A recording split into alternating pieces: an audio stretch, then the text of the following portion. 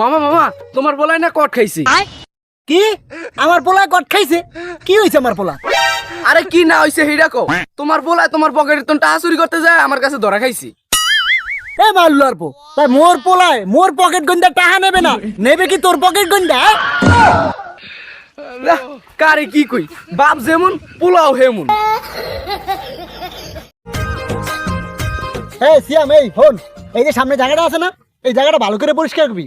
পরিষ্কার করিয়া এখানে এমন কিছু গাছ লাগাবি যে এই গাছ বেচে আমরা সারা জীবন বাপ বেটা বইয়া খাইতারি। ঠিক আছে আব্বা, আমি কালকে এই জায়গাটা পরিষ্কার করিয়া কিছু গাছা গাছ আইনা লাগাই দিতেছি। হ্যাঁ, কি করলি মাল্লার পো?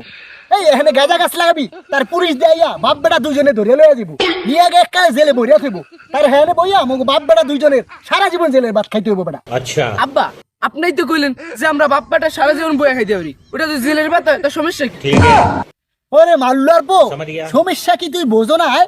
এই জেলের ভাত কি কেউ টাহাই দিয়ে খায়? আব্বা জেলের ভাত খাইতে তো কোনো টাকা পয়সা লাগে না, খালি একটা কাম করলে নিয়েছি। আরে মাল্লার পো, এই পার নাকি এই আকামটা তুই গাজার গাছ লাগাতে করতে চাও? আব্বা আপনিই তো কইলেন যে এমন একটা গাছ লাগা যে আমরা সারা জীবন বইয়া খাইতে পারি। ওরে মাল্লার পো, এই পার নাকি গাজার গাছ লাগাইতে কইছি তোরে? আব্বা গাজার গাছই তো সারা জীবন বেঁচে যাইব, আর আমরা বইয়া বইয়া খাইতে পারুম। তোর মাল্লার পো, এই সর এনকান্দা সর, ওর মাথা মতো গরম করিস না, যা গাজার গাছ লাগাইবি।